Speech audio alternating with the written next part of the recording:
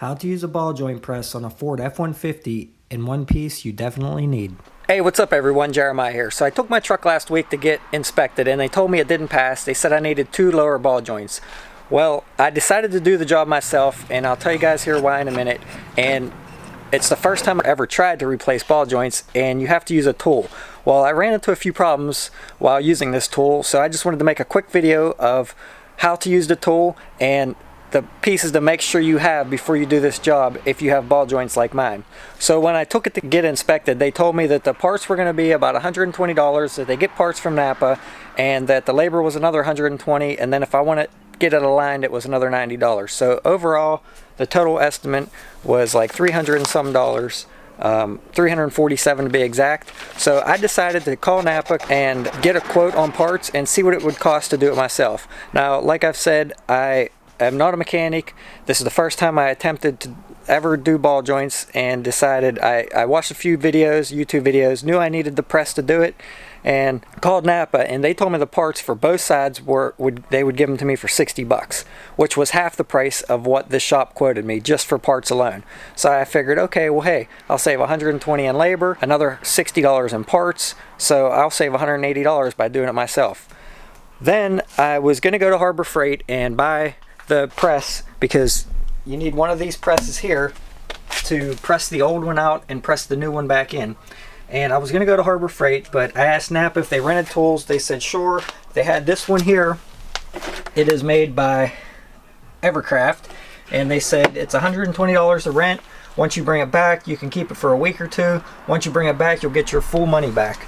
So I went ahead and changed the other side and ran into a few snags. So I'm going to go over with you how to use the tool and what you need to make it work well. So when you get this tool from Napa, it comes with a bunch of different adapters, the press itself, and then these 2 adapters that go on the top and bottom. So these are all the pieces you need to get the ball joint out. However, the problem I had when pressing it back in was on my style, this is a 2005 Ford F-150, my ball joint sticks up past my control arm just a little bit to make room for one of these clips that hold it in, which I already took off. This clip goes around here on top. So the ball joint has to stick up a little bit. Well, with the pieces in this kit, they don't give you the cup that you need to put on top of this so that this comes up through here. Some kits have it, some kits don't. Now, if you had the master ball joint adapter set, then it would probably have this part, but unfortunately I didn't have it and was pulling my hair out how to get this to go up through. So I made something to make it work. I actually sent my wife to Harbor Freight to get the pieces that I needed, but then I was able to make something work, and I'll show you that here when I put it back in. To use this kit to press out your joints, what you want to do is you want to take these adapters, and I have everything torn all apart here, ready to go. Got tie rod off, the whole wheel assembly and all that.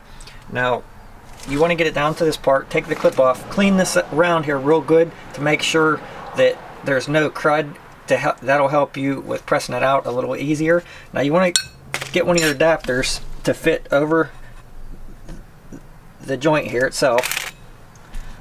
Let me brighten this up a little bit for you guys. So as you can see, this one doesn't quite fit, so I want to get the next bigger one, and this one goes right up over there. So I'm going to press this ball down through here, and it's going to come down through this, and then it's going to come down through the hole in the end of this tool and push it right down through that control arm. So I'll get that set up here and show you guys how that works. Alright, so you have 2 different attached adapters for the top and bottom of the tool, and you want to use the one with the biggest hole.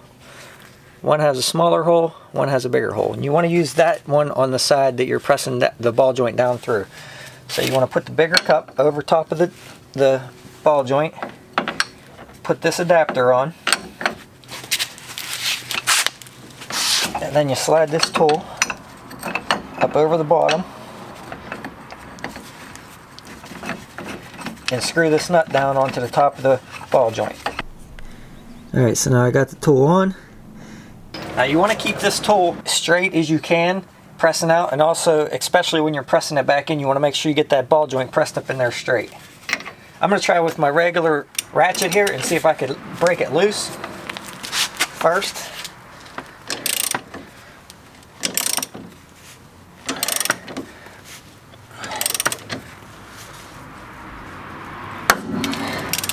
Alright, sounds like something happened there. Alright, it's starting to move. Now you can do this by hand, you don't need an air ratchet. And this is why you want to keep this cleaned off nice and good around the top here, so none of that crud gets in there where that ring holds that on. I'm going to go ahead and switch to the air ratchet and see if I can make it a little quicker.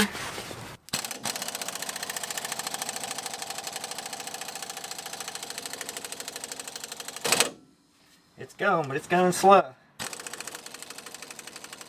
You guys can see that it pretty much just presses it right down through the control arm. And you're going to want to watch at the end because it really comes out fast.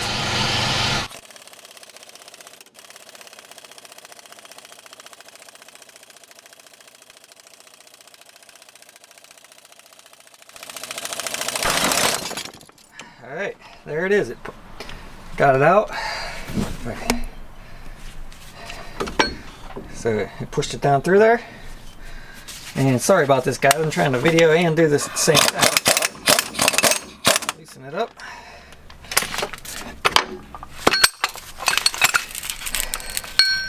And there's the old ball joint. As you can see, it pushed it right down through the cup, through the bottom of the tool, and down through here.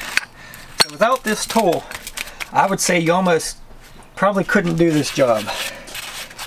And then what you want to do is you want to make sure this is cleaned up in here really good.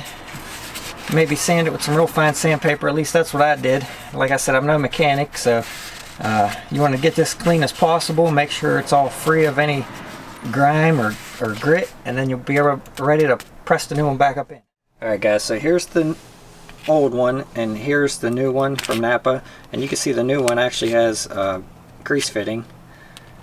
So these are pretty decent ball joints in my opinion. Now putting it back in, you can see I got the hole all cleaned up, ready to go. With the new one, they give you Permatex retaining compound, and you're going to want to put this on both the ball joint on this and also in this hole. I'm not sure if this is only because this is an aluminum lower control arm or if you would use this with all ball joints. Not quite sure on that. Now the issue that I had was when you press this back in, you're going to want to take, this is the one we used to get it out. See, it goes over the whole thing. You're going to want to find the adapter that fits over top the rubber without hitting it, but rests nicely on the lip of this. That way the tool can push against this and push this straight up through here. And again, you want to make sure you're staying straight. So you want to find the one that fits on around here perfectly up against that ball joint. And then you're going to need the same adapter plates that the bolt sticks through. So you put this on here like this. Like that. And then you're going to use this one on top. And on my case, this little part that sticks down here fits perfectly in this hole. And the top of the tool is going to fit in this small hole in here. Now that's going to help you stay nice and square on this top end. But it's only going to allow it to press up through until it hits this. Once you get to that point, it should be going in pretty straight. You could flip this over and get it to go up, you know, that other 1/8 inch or 3/16 there. But then again, the problem that I was having on the other side the first time I did this was once it gets to this point, because this isn't rounder than this hole, it's going to stop. Now you need that to stick up a little bit there so you can get that retaining ring back on there. So I didn't have that cup that goes on top of here and then this tool sits on there for it to go up inside of, and that was my issue. Now I was looking around for everything, couldn't figure it out. I sent my wife to Harbor Freight to get me the master ball joint adapter set because I think it had that cup in there. But then finally in my garage I found this old piece of pipe that I was able to cut a little sliver of about, I don't know, about 3/4 of an inch or so out of, because you can't make it too big because you have to have enough room between this tool for the top and the bottom. So I cut this little sliver out of this piece of pipe. That goes on there, which is slightly bigger than the hole. and then this would sit right on top of here like this, and it would leave you enough room here for your new ball joint to go up inside of that, and it allows you to get your clamp on. So that's my first tip. You want to make sure you have this little piece here. It's the little cup that goes on top, because like I said, with this Evercraft kit, it did not come with that piece, and it didn't really show a spot in the kit for where it would be, so I don't think it was missing. It just doesn't have that piece. So maybe you could get another kit from Napa that has all the adapters. Not quite sure, I didn't ask because they were closed when I went to do this. So I'm going to go ahead, get this one started, and show you how it goes back in. Now, I did have a really hard time on the other side getting it up in. I honestly didn't think it was going, thought I was going to break the tool. I just put a big breaker bar on there and kept going, so I'm hoping this side goes a little smoother. Alright guys, so I got the retaining compound on there. I'm going to go ahead, stick it up in there, give it a little tap to hold it in there. Then you're going to take your adapter that fits over top of the rubber, butt up against the ball joint. Then your other piece, you're going to put this piece on top.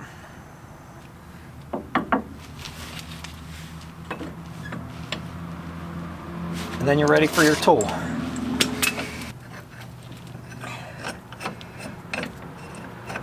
And you're going to want to try to stay nice and straight. I'm going to try to crank it in there by hand.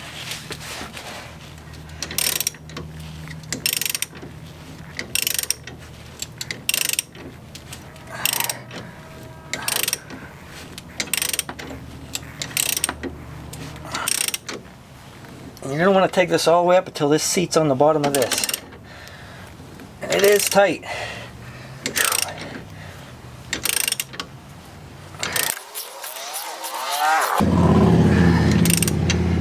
Okay, it got pretty tight there. So I'm going to take this back off, and then I'm going to flip this top cap over. It'll allow it to come up that other 3/16 or so.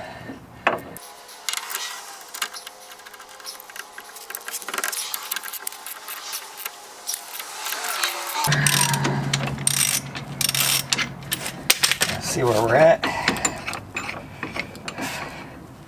It's still down. And this is the problem I had with the other side. It's really hard to get it up, to go up through all the way. Actually, I'm going to go ahead and see if I could get that other piece in there. The piece that I cut. See if there's enough room to get that in there yet.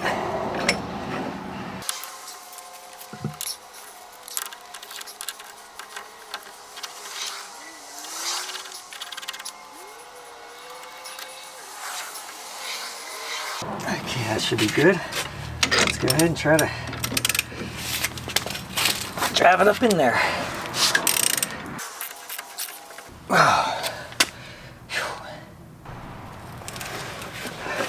Alright, I put a little bit of grease on the tool to make it go a little easier.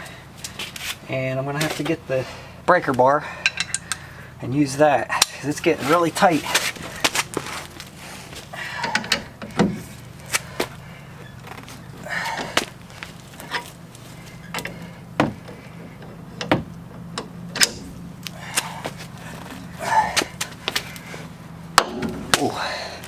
Just got some movement there all of a sudden.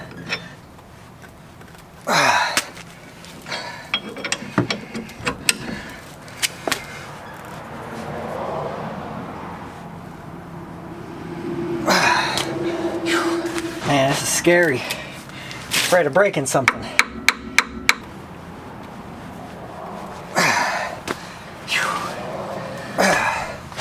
Man, I don't think this should be this hard. I thought it would go a little easier than the other side.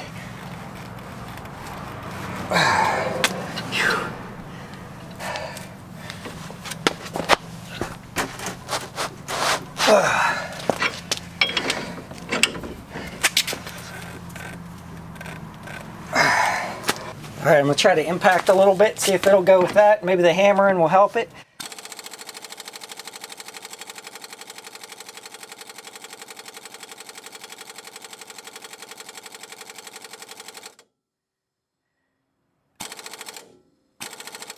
but it doesn't look like it's moving.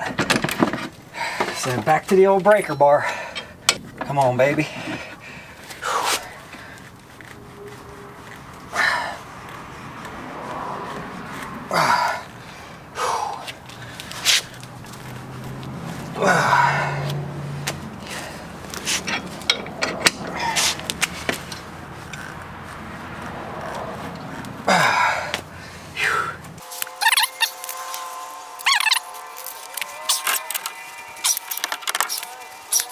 It's getting a little tighter. It's going slow, but it's going. And this is where I think I'm going to break something. You just want to get that till that's seated all the way up against there. It's almost there, guys.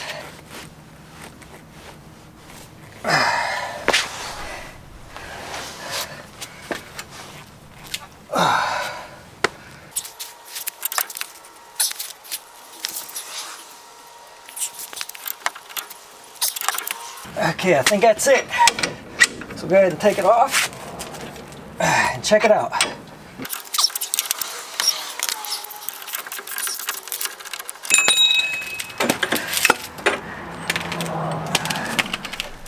Alright, so now you can see that it's sticking up enough for the clip to go on. The bottom is seated all the way up against there.